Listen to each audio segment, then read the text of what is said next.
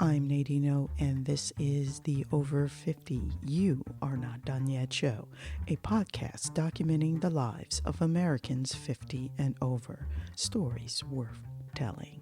Today, I would like to celebrate the life of Miss Ginny Graham, author of Everybody Has a Story, and These Are Mine. Shall we begin?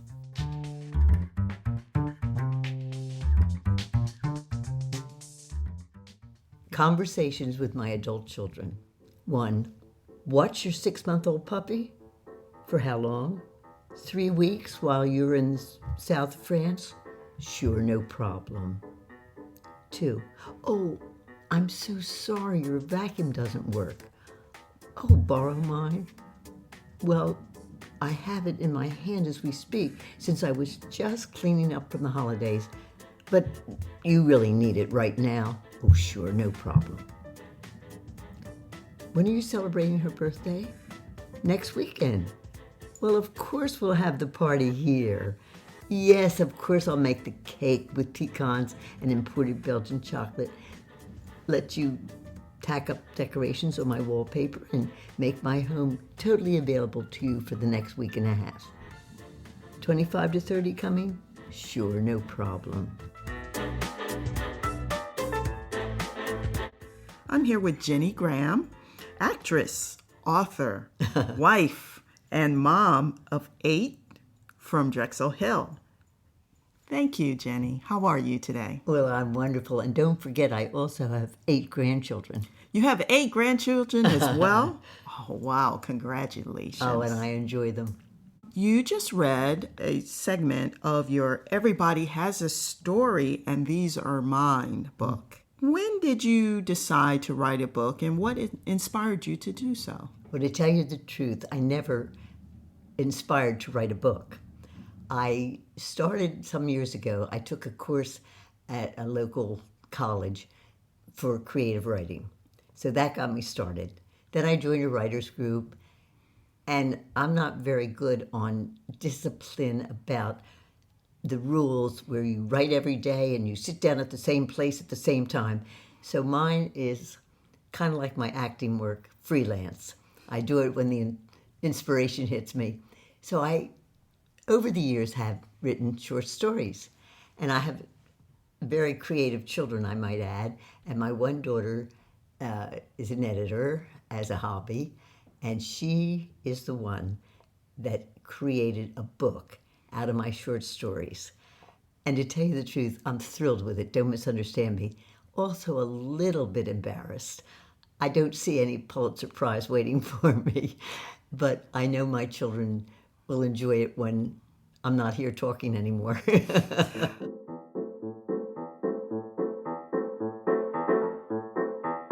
We're actually in Miss Jenny's house right now, and the very dollhouse that her husband made for Christmas for one of his daughters, and it's pretty impressive.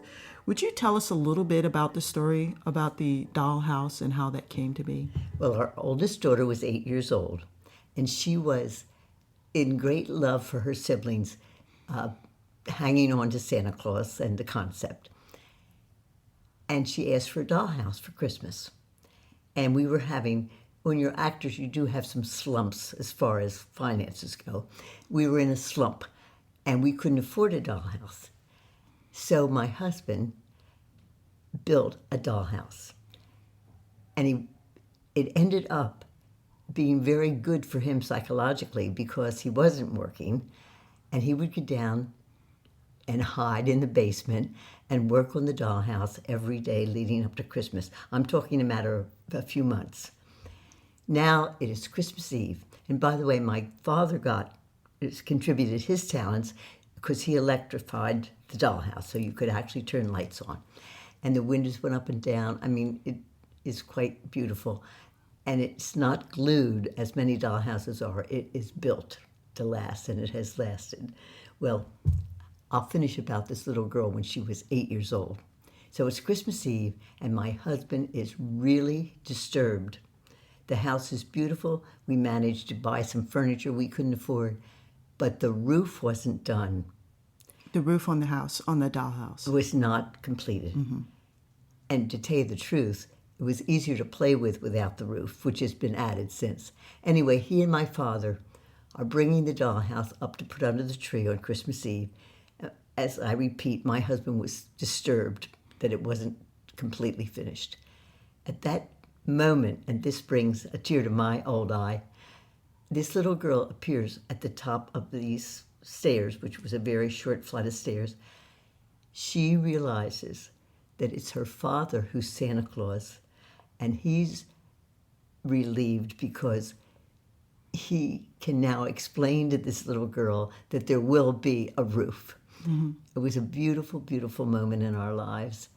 And the dollhouse is still with us and being enjoyed by neighborhood children and grandchildren and their friends. So it's a very, very important thing in my life. You're listening to the Over 50 You Are Not Done Yet show. I found it to be pretty impressive. There's furniture, there's actually figures inside sitting on the bed. Oh, yes. There are actual curtains in the windows and so many windows. And it was just really, really impressive. Steps leading up to the front door. I was just amazed, and I'm so glad you kept the house, and it must really mean a lot to you to still have that. Oh, absolutely. And really to the family, because their father made it, and he has unfortunately not been with us for 31 years. Pretty special guy to everybody. And so it's symbolic. Mm-hmm. You also talk about acting. And you still act when they need an old lady. When they need an old lady. I've had some wonderful experiences. To tell you the truth, I'm 88 years old. Isn't that a big number? Oh, I think that's 88 years young. Well, I have to use the word blessed. I have had an absolute wonderful life. I won't say never a problem, but not like some people experience. I had wonderful parents, and you'll love this. I'm an only child, and no, I'm not spoiled and selfish. I told somebody I was an only child just within the last 10 years, and the first words are, oh, spoiled and selfish. Well, you don't raise 8 children spoiled and selfish, I'll tell you. That's true. Anyway, I am appreciative of my life. I'm appreciative of the adult children in my life who are wonderful to me. Mm-hmm. And as I repeat, I've had some wonderful acting experiences, but I took about 30 years off. Mm-hmm. So, how you doing? Good, how are you? All right. That's your son? Yes, it is. Okay. Now, which one? He's my youngest. Your youngest son. He was one of our big surprises. More information on our guest today can be found in our show notes and on our website. You wrote about him in the book. Was he the one that was surprised about the gas station? Oh, no, that's another son that loved cars. Oh. I'll tell you, this young boy loved cars so much. He used to, the flaps that are in the back of trucks. Sure. He would go up and stroke them like they were the Holy Grail. But we're on a trip with 8 in a motorhome, by the way, 8 kids in a motorhome is an interesting experience. Sure. So we break down on the way to Florida. Mm-hmm. And we ended up ending up in a gas station where we had to spend the night. Mm-hmm. And everybody was starting to grumble about it. And this young man says, oh, I always wanted to live in a gas station. And my husband and I said, well, when you make a kid's dream come true, you can't complain. I'd like to ask you about one of your funniest experiences as an actress, or most memorable. Well, one of the most memorable experiences I had, and it was a very nice break, I was in a show called Sheer Madness, mm-hmm. which ran for 2 years. Mm-hmm. And part of the show was improv, mm-hmm. because we allowed the audience in. And this one night, one of the women in the audience got on my character's case.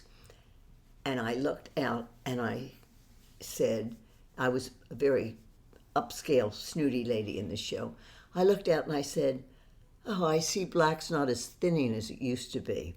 Well, I thought the cast, and there were 5 of us in the cast, I thought they'd fall off the stage. Ginny! And then the show was also done in Washington, D.C., and this I found amusing.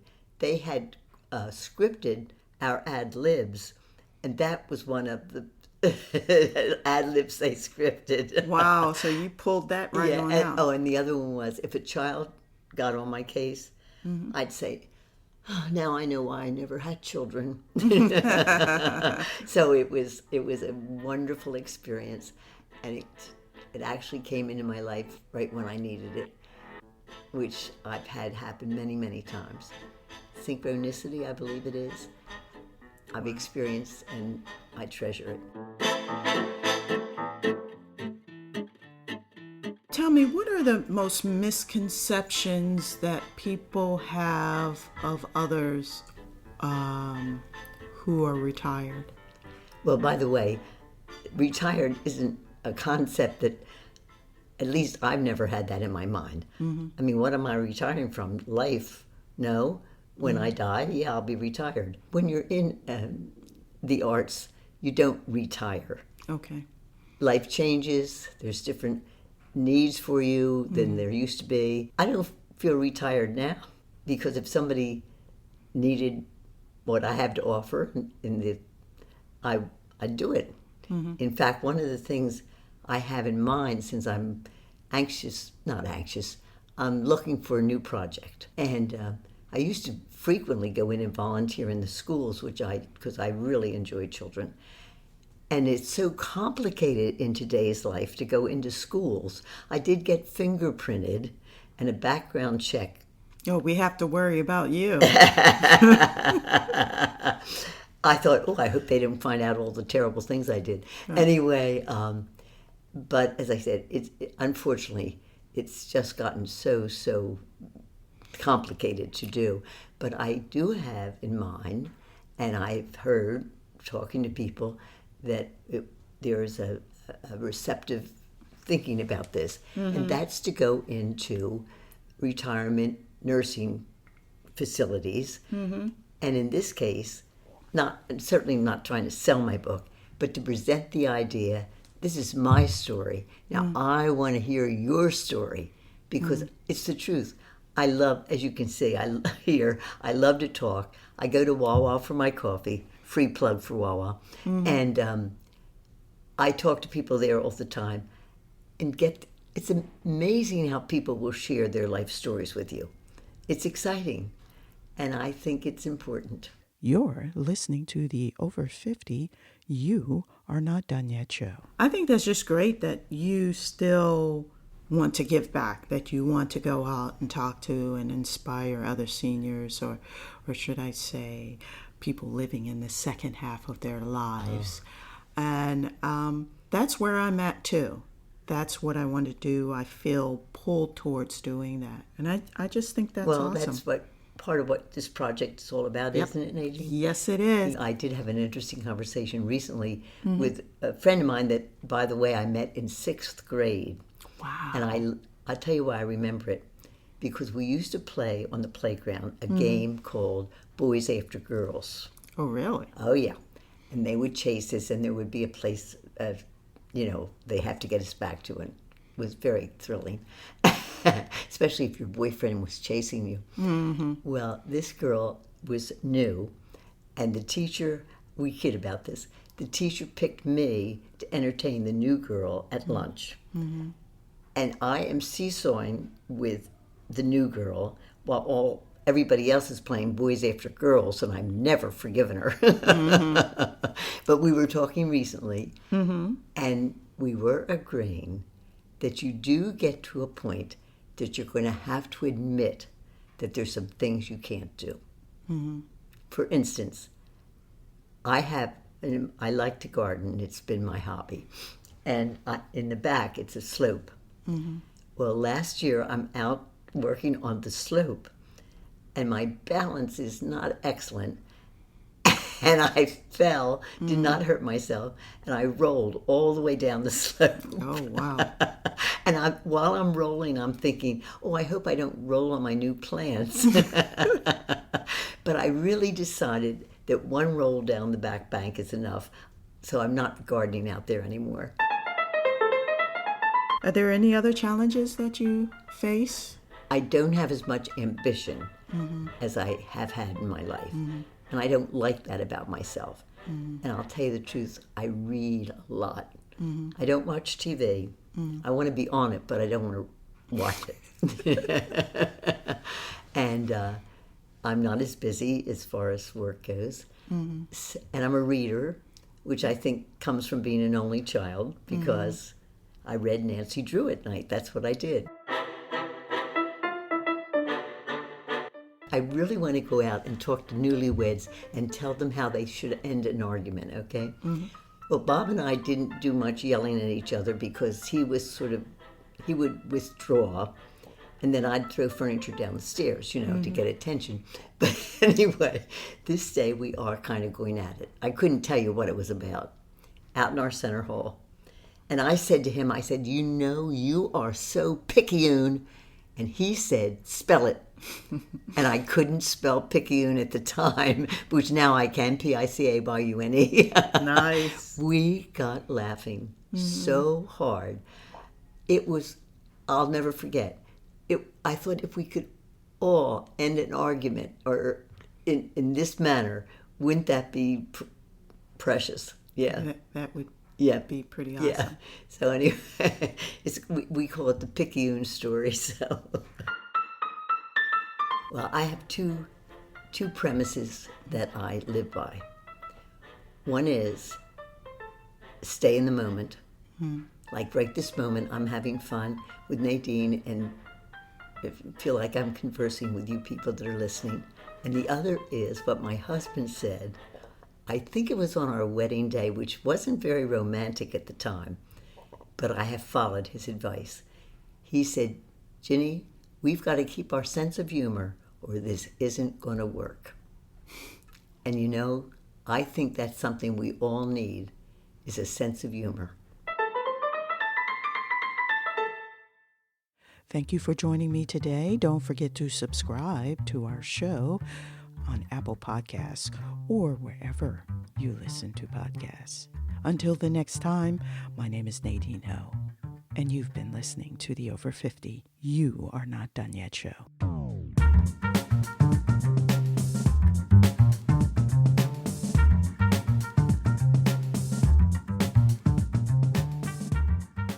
Conversations with my adult children. First, watch your 6-month-old puppy. For how long? 3 weeks while you're in the south of France? Oh, sure, no problem. Oh, I'm so sorry your vacuum doesn't work. Oh, borrow mine? Well, I have it in my hand as we speak since I was just cleaning up from the holidays. Oh, but you really need it now. Sure, no problem. When are you celebrating her birthday? Oh, next weekend. Well, of course we'll have the party here. Well, yes. Of course I'll make the cake with pecans and imported Belgian chocolate. Let you tack up decorations on my wallpaper and make my home totally available to you for the next week and a half. Oh, there's 25 to 30 coming? Sure, no problem. The baby's due very soon, right? In 10 days? You want me to take care of the other toddlers for the next 6 weeks so you can get acclimated? Oh, sure, there's no problem. You need to borrow how much money? Oh, you're only 4 months behind on your mortgage payment. Well, how much is your mortgage payment? Oh, sure, no problem. Borrow my car for your trip. How long? Oh, 2 months? And where are you going again? Across country. Oh, sure. No problem. Well, what time do you want him picked up? 2 a.m.? Oh, where was that again? LaGuardia Airport. Oh, it's only 3 hours away. Sure, no problem. Oh, thank you so much for the Dutch oven for my birthday. Well, yes, of course, I know you love pot roast. And I didn't really need another bottle of perfume. You're off Mondays and want to come by each week for dinner. Pot roast with all the trimmings. Sure, no problem. You think you need to be able to access my bank account. You want your name on all my legal documents and power of attorney? Sure, no problem. Oh, darling, you want me to co-sign a loan for your daughter for college and pay the interest every month? Sure, no problem. P.S. I would do it all over again with the same cast.